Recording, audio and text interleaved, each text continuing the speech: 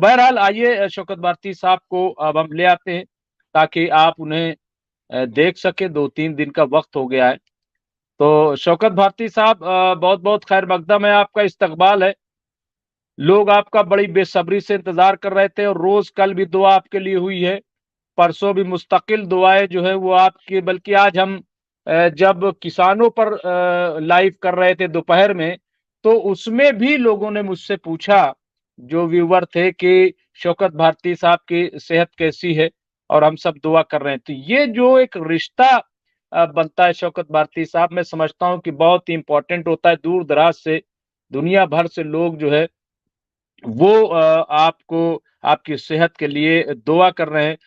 मजहर रिजवी साहब जुड़ गए हैं, नदीम अंसारी साहब, कई और लोग, इश्तियाक अली साहब, मोइन अहमद साहब, आफ्ताब समा, तो ये सारे लोग जुड़ गए। तो शौकत राहुल खन्ना साहब भी जुड़ गए हैं। योगेश कौशल साहब ये नए हमसे जुड़े हैं, एक और योगेश कौशल जी। राहुल खन्ना जी तो कई दिन से हो गए हैं। तो अबू मास साहब, तो और लोग, हनीफ अत्तार साहब, साजिद अली साहब, तो इस तरीके से इज्जतुल्लाह खान साहब, मोहम्मद कुतुबुद्दीन और मोहम्मद जियाउल हक, आरिफ अंसारी, तो ये सारे लोग और हमसे जुड़ गए हैं। तो शौकत भारती साहब, बहुत बहुत खैर मकदम है। और मैं जो नए लोग जुड़े हैं उनके लिए मैं जरूर तारुफ करा दूं शौकत भारती साहब का, कि शौकत भारती साहब सीनियर पॉलिटिकल एनालिस्ट हैं। शौकत भारती साहब जो मिडिल ईस्ट की जियो पॉलिटिक्स है, जो बहुत ही इंपॉर्टेंट है, बहुत ही संजीदा मैटर है, उस पर बड़ी आप गहरी नजर रखते हैं। जो आलमी इदारे हैं बड़े, चाहे यूएनओ हो, आईसी हो, या और इस तरह के, उसकी जो हरकत है, उसके जो उमूर हैं, उस पर भी आपकी बड़ी गहरी नजर है। और इसके साथ साथ मैं आपको बताऊं कि जो मगरबी ममालिक की सियासत है, उस पर भी आपकी बड़ी गहरी नजर है, और 40-45 साल का तजर्बा है। वो सब जो लोग सुनते आए हैं वो सब जानते हैं। तो मैं शौकत भारती साहब का इस्तकबाल करता हूं, उनकी सेहत के लिए एक बार फिर दुआ गो हूं कि वो जल्द मुकम्मल तौर पर सेहतयाब हो जाए, ताकि और हमसे मुस्तकिल जुड़े। तो शौकत भारती साहब, मैं आपसे अपडेट लूंगा। बहरहाल आप वो हैं, लेकिन मुझे आज आपने जब भेजे थे कई अपडेट्स, तो मुझे ये अंदाजा हो गया था कि आप अब थोड़ा बहुत पढ़ने लगे। तो जी शौकत भारती साहब। जी, डॉक्टर मुमताज़ आलम रिजवी साहब, आपका और हमारे तमाम नाजरीन का और उन तमाम लोगों का जो मेरे लिए दुआ कर रहे हैं, उन तमाम लोगों का बहुत बहुत शुक्रिया। अभी भी तबीयत मुकम्मल तौर पर ठीक नहीं है, लेकिन ये कि इसको फर्ज समझ कर कि भाई हमें कुछ करना चाहिए, और कई दिन से नहीं आ पा रहा था। आज हिम्मत करके मैं आपके सामने अपनी बातें रख रहा हूँ। देखिए, एक तो जैसा कि आप तमाम लोगों को पता है कि मना करने के बावजूद भी पहले मना किया गया, तमाम दुनिया चिल्ला रही थी, यहाँ तक कि अमेरिका भी बात कर रहा था कि भाई रफा के ऊपर अटैक मत करो, रफा के ऊपर अटैक मत करो। तमाम लोगों को कहाँ कहाँ से निकाला, गजा से निकाला, वेस्ट बैंक से निकाला, इधर से उधर मारा।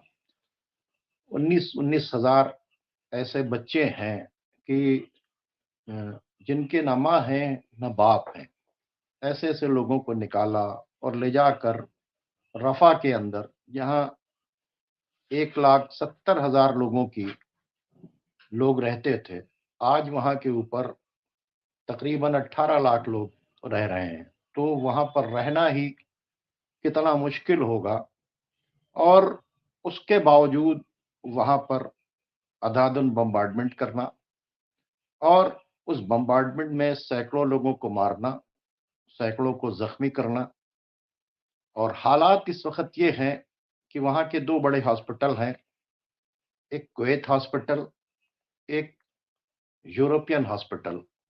इन दोनों हॉस्पिटल्स में लाशों के और जख्मियों के ढेर लगे हुए हैं। तो ये जुल्म और बर्बरियत, और उस पर दुनिया भर की खामोशी, कोई एक्शन नहीं करना, इनको रोकने के लिए, इनके हाथों को पकड़ने के लिए कोई इकदाम न करना, ये बहुत ही दर्दनाक है। किस तरह से लोगों ने छोटे छोटे बच्चों के आज़ा अपने हाथों में उठाकर, कोई किसी का कटा हुआ हाथ लिए हुए छोटे बच्चे का, कोई किसी का पैर लिए हुए, कोई हाथों में छोटी लाशें लिए हुए हैं। वो जो वीडियोस आई हैं रफा के ऊपर हमले की, वो देखी नहीं जा रही हैं। और मुझे तो अफसोस है कि कैसे लोग हैं कि जो उनके पड़ोस में हैं, और खासकर वो मिस्र, जो ये कहता था कि अगर यहाँ के ऊपर आपने रफा पर हमला किया तो फिर हमारी फौजें जो हैं वो रेड अलर्ट के ऊपर हैं। ये हमारा रेड अलर्ट कहाँ के ऊपर है, ये हमारे समझ में नहीं आ रहा। और पूरी तरीके से जुल्म और बर्बरियत। अब कह रहे हैं अमेरिका ने भी कंडेम किया। अरे वो अमेरिका जिसने वेपन ऑफ मास डिस्ट्रक्शन का बहाना बनाकर 30 लाख लोगों को इराक के अंदर मारा था, लाखों लोगों को अफगानिस्तान के अंदर मार दिया, और जिसने जो है सीरिया के अंदर केमिकल वेपन्स का बहाना करने के बाद वहां के ऊपर अंधाधुंध बम्बार्डमेंट करके न जाने कितने लोगों की जान ले ली, वो अमेरिका जिसने दुनिया भर की टेररिस्ट ऑर्गेनाइजेशन को बनाया, वो अमेरिका जो अमेरिकन के टैक्स के पैसे से हथियारों की कंपनी चलाता है, जहां के डिसीजन मेकर जो हैं वो लोग हैं जो जिनका कारोबार हथियारों का है। अमेरिका की गवर्नमेंट के अंदर वो लोग डिसीजन लेते हैं जो बाकायदा तौर के ऊपर अपनी जनता के टैक्स के पैसे का इस्तेमाल करता है अमेरिका, और वो टैक्स के पैसे से अमेरिका हथियारों की इंडस्ट्रीज को प्रमोट करता है, उनसे हथियार लेता है। तो उस अमेरिका के भरोसे के ऊपर लोग अगर ये हैं, काफी दिनों से बेवजह में ओआईसी के लोग जो हैं 5 महीने से अमेरिका के पीछे लगे हुए हैं। अमेरिका को कुछ नहीं करना है। अमेरिका आज भी इजराइल को पूरी तरीके से मदद कर रहा है। और ये जो जुल्म और जो बर्बरियत हुई है, खुदा की कसम, इसकी कोई मिसाल नहीं। अब सिर्फ वक्त ये है कि कोई ना कोई स्टेप लेना पड़ेगा।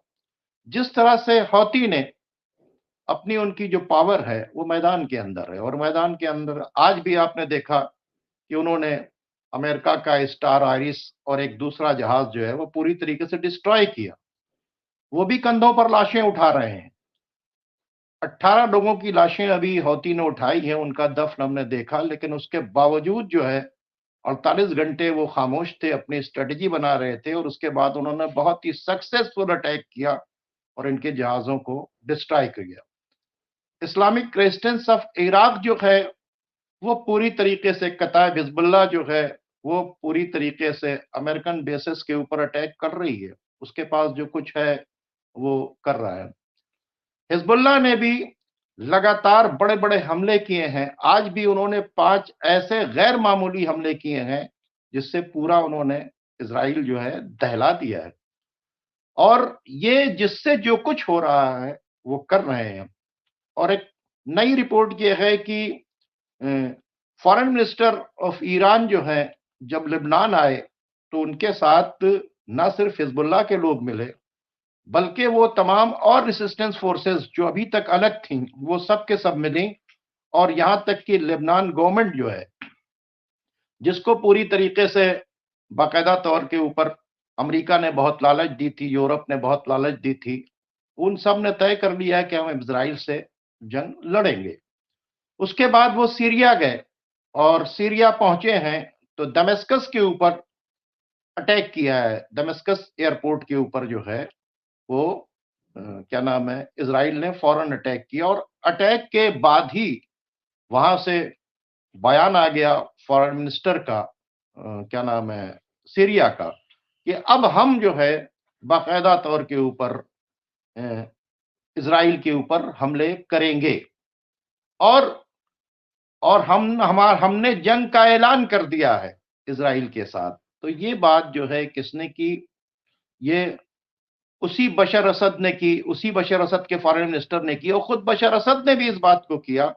अभी भी जो फॉरेन मिनिस्टर ऑफ ईरान जो हैं वो वही हैं, और ईरान ने वहां के ऊपर कहा कि अमेरिका अगर सोच रहा है कि हमारे एडवाइजर्स, कई एडवाइजर्स मारे गए अटैक करने के बाद, तो उनका अगर सोचता है कि हमारे एडवाइजर्स यहां से चले जाएंगे तो हम अपने एडवाइजर्स को यहाँ के ऊपर रखेंगे, बाकायदा तौर के ऊपर उन्होंने ये बयान दिया है।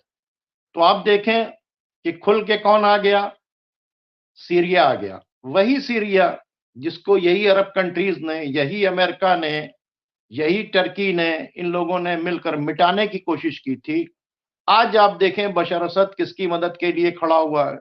वही वो क्या कह रहा है, हम गोलान हाइट्स भी लेंगे और फिलिस्तीन को भी आजाद करेंगे। यानी वो सीरिया कोई बहुत मजबूत नहीं है, और सीरिया के अंदर पूरा सीरिया उनके कब्जे में भी नहीं है। वहां के ऊपर जो डेमोक्रेटिक फोर्स बना दी थी सीरियन गवर्नमेंट के अगेंस्ट टर्की ने और अरब कंट्रीज ने मिलकर, वो आज भी जो है सीरियन गवर्नमेंट के ऊपर हमले करती है बराबर।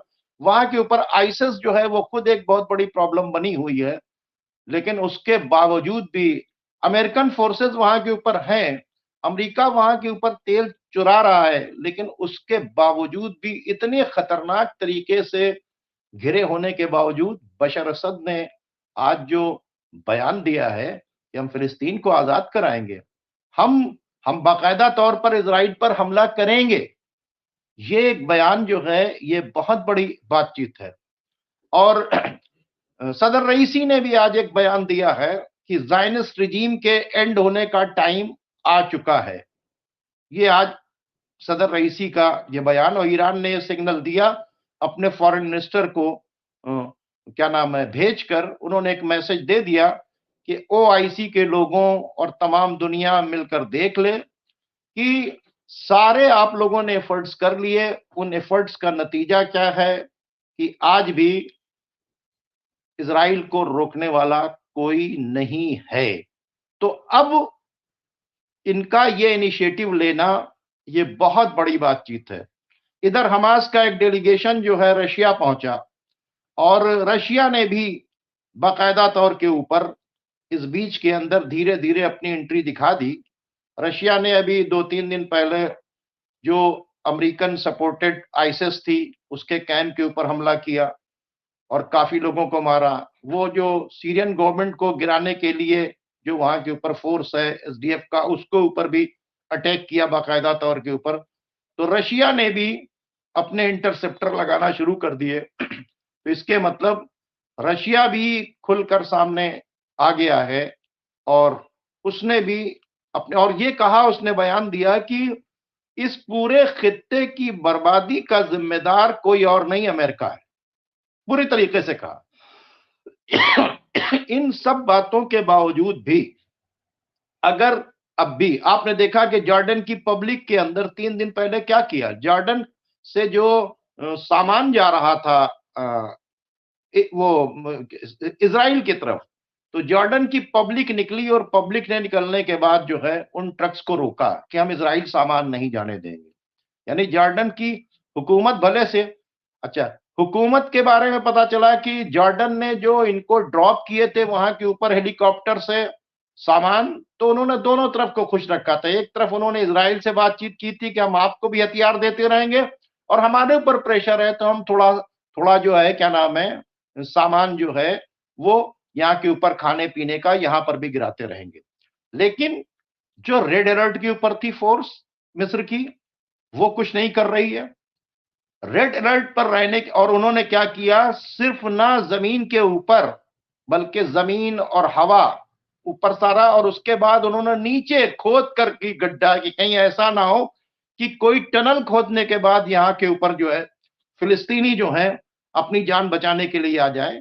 यानी नीचे से लेके ऊपर तक जो है उन्होंने एक पूरा बाकायदा तौर के ऊपर अपनी सिक्योरिटी किस वास्ते कर रहे हैं कि ये लोग यहां ना आ पाए, ये रिफ्यूजीज यहां नहीं आ पाए। अरे जब रिफ्यूजीज को ढकेलना शुरू कर दिया, उन्होंने मारना शुरू कर दिया था, और आप कह चुके थे कि ये रेड लाइन है, अगर आपने रफा के ऊपर हमला किया तो हम आपके ऊपर हमला करेंगे, हम अपना सारा जो है कनेक्शन आपके साथ तोड़ लेंगे। लेकिन कोई इस तरह का बयान इस्लामिक कंट्रीज का ना आना कि हम जो है अब पावरफुल तरीके से हम आर्मी के जरिए हम ताकत का इस्तेमाल करके अब हम सामान भी पहुंचाएंगे, अगर हम तुम यहां पे हमला कर रहे हो तो हम तुम्हारे ऊपर हमला करेंगे, ये बयान नहीं आया। और अभी तक कहीं से ये न्यूज नहीं आई कि जो सप्लाई लाइन जा रही थी यूएई की और वाया सऊदी होते हुए जा रही थी, जो जॉर्डन से सप्लाई जा रही थी, जो मिस्र से सप्लाई,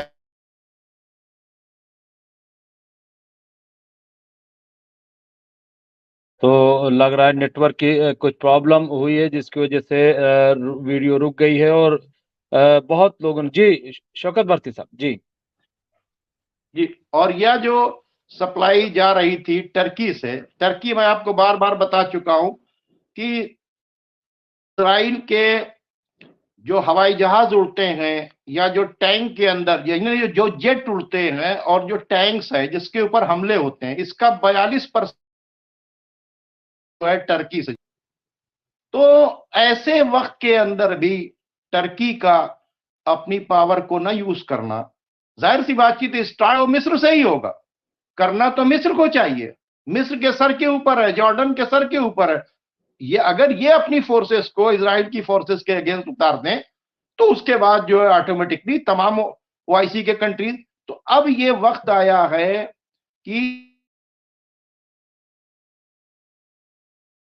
या किसी के बहानेबाजी के ऊपर रहेंगे तो सिर्फ जो है जिस तरह से आप गजा के अंदर लाशें उठाते रहे वैसे यहां के ऊपर लाशें उठाते रहेंगे, क्योंकि इजरायली आर्मी वो सिर्फ निहत्तों से, बेगुनाहों से, मासूमों से लड़ने की सलाहियत रखती है, और वो ना हमास से लड़ने की सलाहियत रखती है, ना हिजबुल्लाह से लड़ने की सलाहियत रखती है। वो जो लड़ने की सलाहियत रखती है, वो जो मारने की सलाहियत, जो जेनोसाइड करने की सलाहियत रखती है, वो काम कर रहे हैं। तो इस जेनोसाइड को देखते रहना ओआईसी के कंट्रीज का, और